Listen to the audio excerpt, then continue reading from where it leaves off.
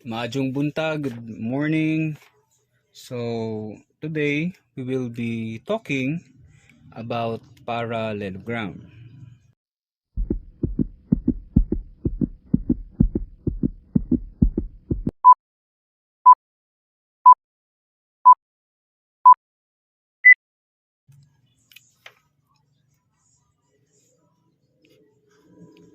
Parallelogram.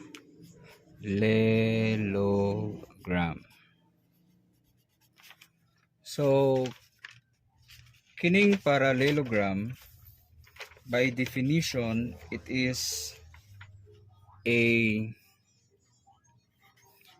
simple quadrilateral.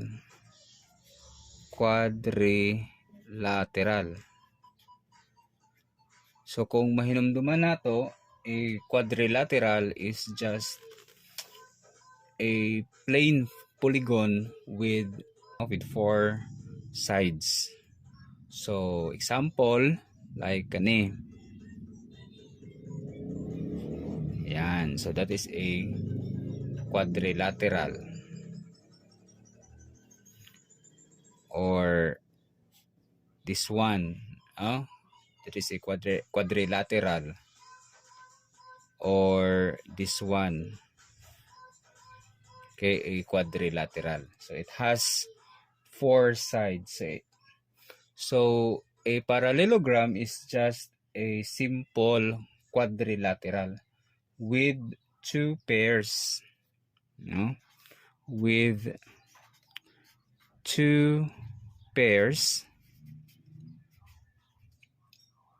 of parallel sides, with two pairs of parallel sides.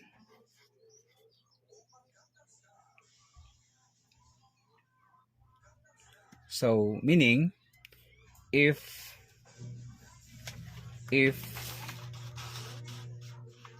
have a quadrilateral with two pairs of parallel sides, meaning this side and this side are parallel. Okay, so this is the first pair, and since there are two pairs of parallel sides, so we have here another pair, this side and this side. So this side and this side are parallel, and this side and this side are also parallel. So with two pairs of parallel sides, so this is an example of a parallelogram. So example ni siya sa parallelogram. So take note that these opposite sides, this side and this side, are of equal length. Now they have equal length. Yan. Equal yung length niya. So equal dito, here. And this one also and this one have equal length. And of course, another is this one, no? The opposite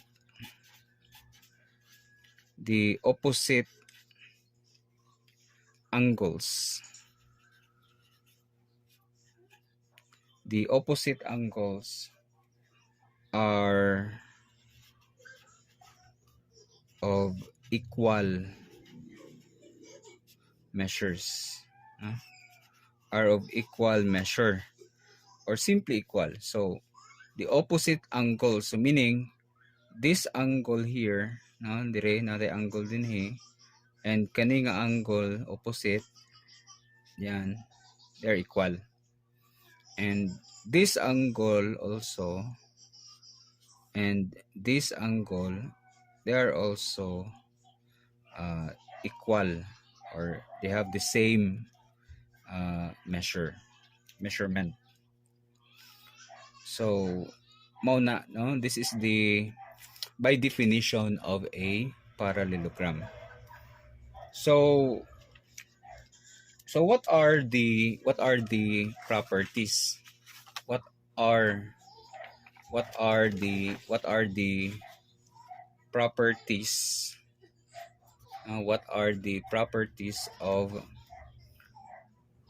parallelogram? So actually, in this video, we will discuss 5 properties. So as what I have mentioned, no, kanina, by definition of parallelogram, so one property is the opposite sides are congruent. The opposite sides are congruent.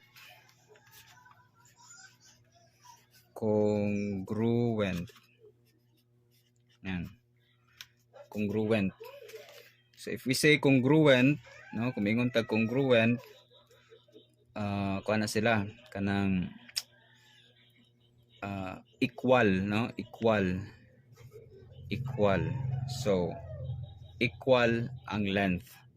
So kung atong nganlan ang atong parallelogram as A, no, this point here, then kani B, then kani C, then dire D, no. So since one property is that the opposite sides are congruent, so kani this side AB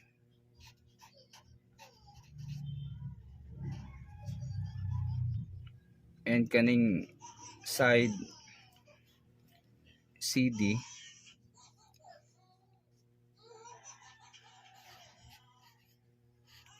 they are congruent, no? Congruent.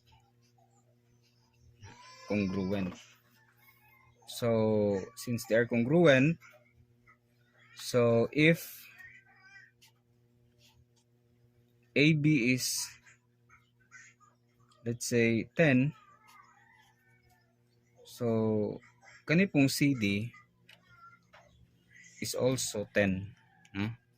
So they are equal sila, same sila og sukod, no, since the opposite sides are congruent. And the other opposite sides now kani A ug D, so AD, the line segment AD, this side AD, and the side BC, they are also congruent, no, congruent. So if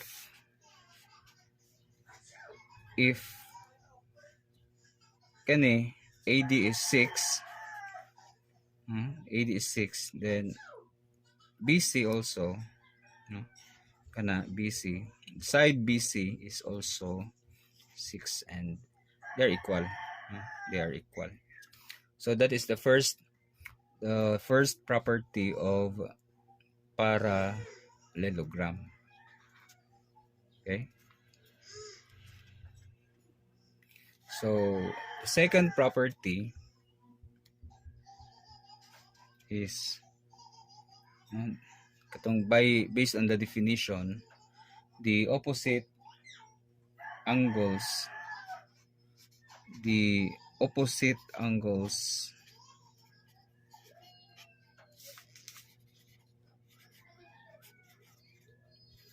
are congruent. So equal jud na sila sukod, equal jud na sila sukod. So meaning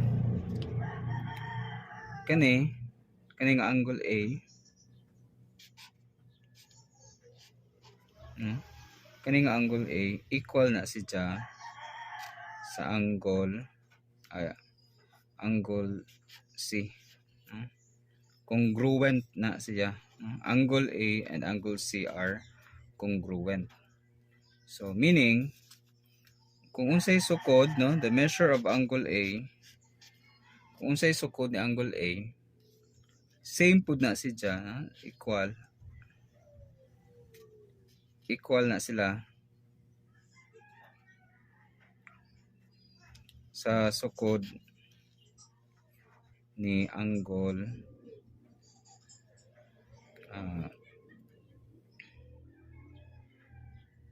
angle C, the measure of angle C, same po na sila. So meaning if angle A is, let's say, 120 degrees, so the measure of angle C also is 120 degrees. So if the measure of 100, if the measure of kani angle A is 120, then dapat kaning angle C 120 po na. Okay.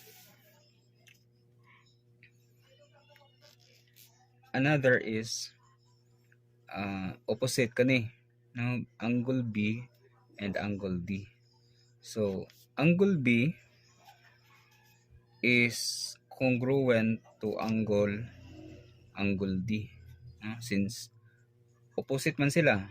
So at magatbang man sila, so parehas po na sila o parehas na sila og sukod. So meaning the measure of angle B, is equal to the measure of angle D. So pananglitan, no, the measure of angle B is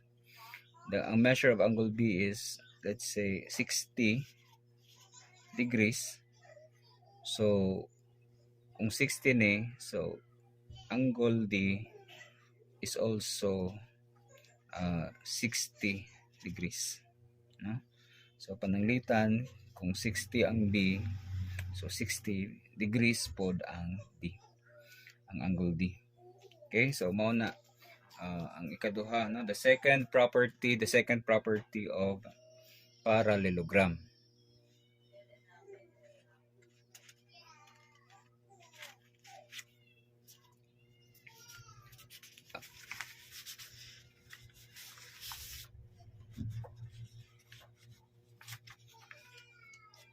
So the third property is any two consecutive angles are supplementary. Okay, any two consecutive angles are supplementary, and this is the third property. So if we say consecutive, no, magsunod, and if we say supplementary, the sum of the angles is dapat mo total na siya, no, o 180 degrees. Meaning, so angle A and angle B are consecutive angles, na magsunod sila, so kani o kani.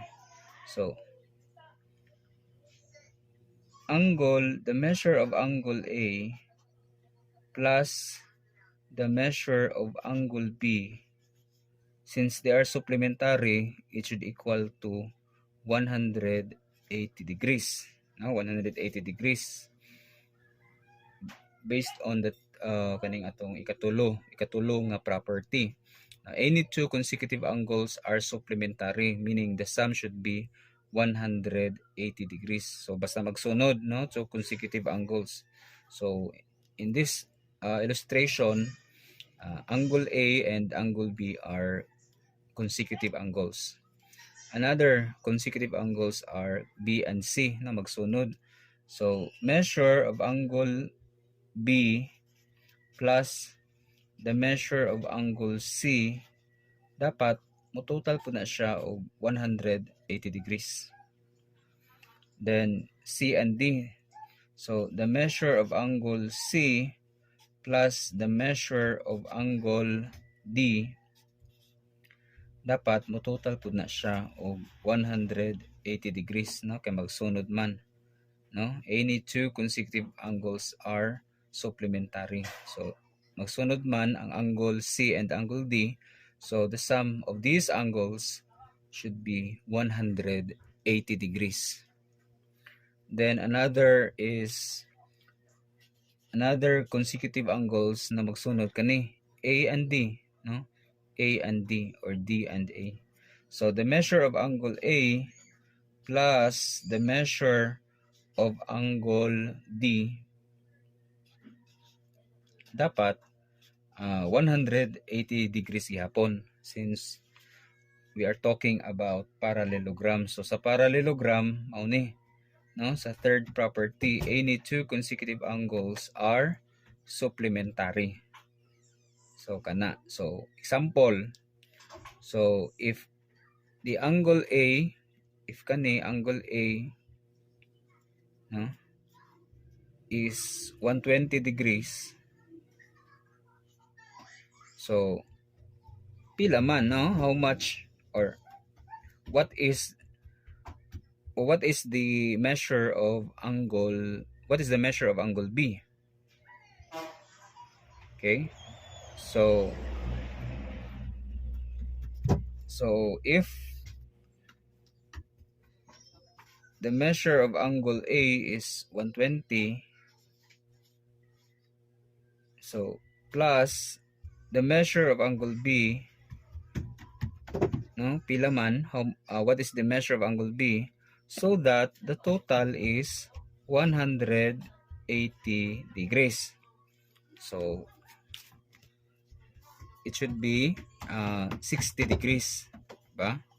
60 degrees. So angle B is here, it is 60 degrees.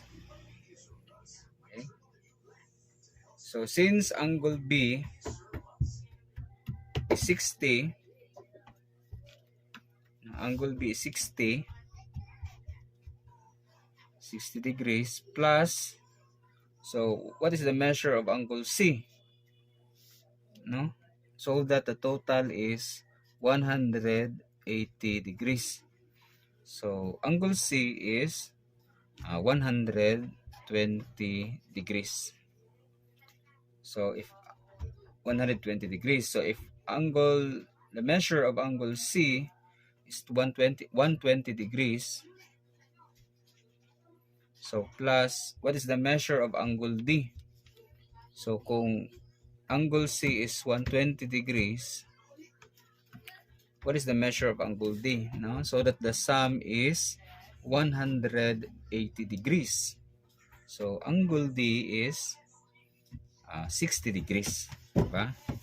60 degrees. So angle D here is 60 degrees. Okay? So based on the above values, no, here, so angle A is 120 degrees plus the measure of angle D is 60 degrees, na, 60 degrees. So the total is 180 degrees. So any two consecutive angles are supplementary. Now, we can verify this, no? We can verify this. If you notice, no? Giingon by definition, opposite angles are equal. So if you notice, angle A and angle C, since they are opposite angles, so they have the same measurement, no? 120 degrees. Then since angle B and D are opposite angles, So they have also equal measures, 60 degrees and 60 degrees. So that is the third property.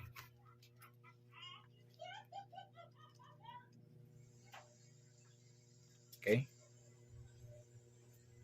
For our uh, fourth property,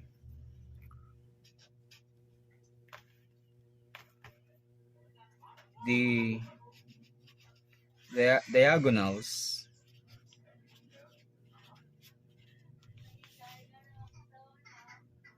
bisect each other. Okay. So in a parallelogram, the diagonals bisect each other. So meaning, if we say bisect, no, gitunga, no, gitunga, uh, gitunga uh, into equal lengths, no, equal lengths. So the diagonals bisect each other. So meaning, the diagonals, no, if we draw diagonals here, no, and the diagonal connecting B and D, and the diagonal connecting A and C, so they bisect each other. So ito nang, we're going to make another illustration. So yan. Okay, so property number 4, the diagonals bisect each other. So we have here the parallelogram A, B, C, and D. So if you're going to make diagonal connecting AC and for BD, so bisect each other, meaning the length of this side and this side are congruent. They are equal. They are equal. And kani BD, so this side here and kani this one, they have also the same length. Okay, meaning if this is 8, this side is 8, so this is also 8. If this is 9, this is also 9. So that is the fourth property of parallelogram. The diagonals bisect each other.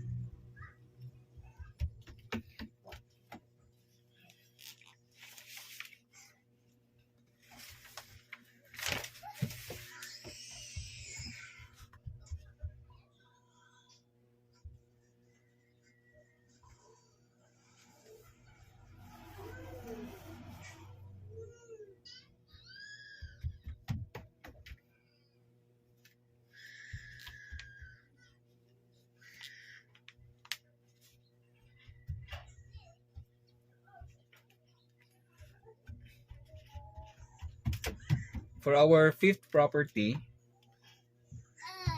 a diagonal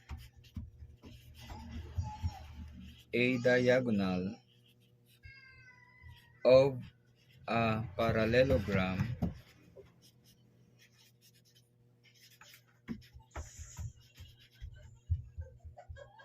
forms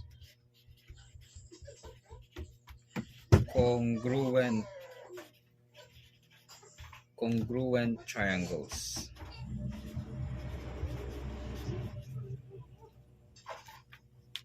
So the diagonal of a parallelogram forms congruent triangles. So meaning, if we have here a parallelogram A, B, C, and D, so if we have here a diagonal, so meaning Yan.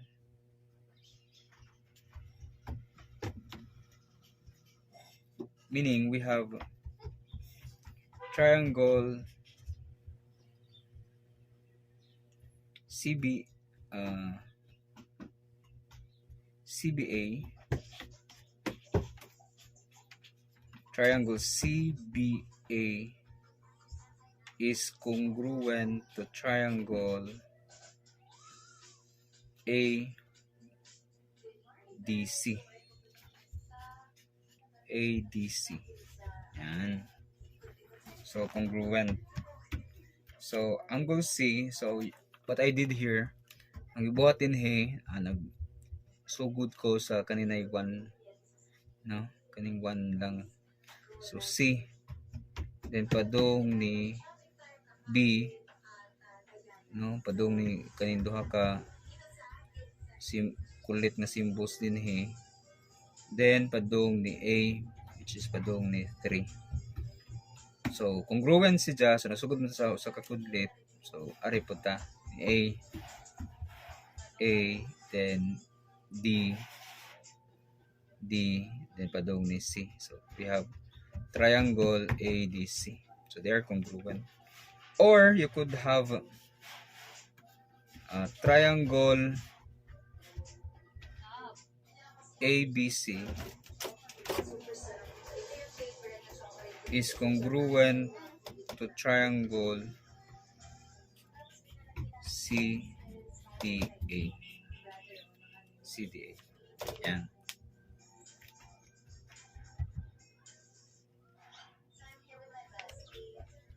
Or, you could have a parallelogram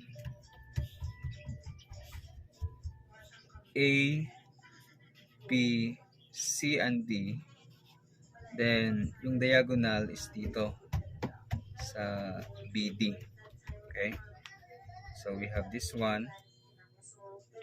AD is congruent to BC, and AB is congruent to side CD. And go. So there are two, in this illustration, there are two congruent triangles formed. So we have triangle A, let's say DAB. DAB is congruent to triangle BCD. So first kudlet, so DA, then B. So dito yung first kudlet, so BCD, triangle BCD. Or you could have triangle, you could start with this one, no, BAD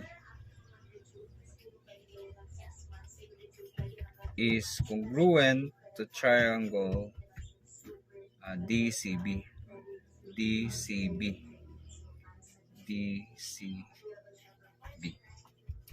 Yeah. So these are the 5 properties of a parallelogram. So as I recall, so first property, the opposite sides are congruent. Second property, the opposite angles are congruent. Third property, any two consecutive angles are supplementary. Fourth property, diagonals bisect each other. And fifth property, a diagonal of a parallelogram forms congruent triangles.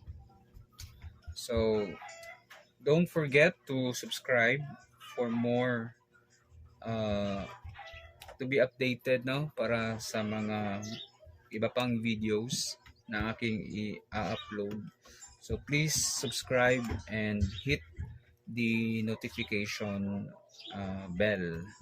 So thank you. So I hope you learned something about parallelogram.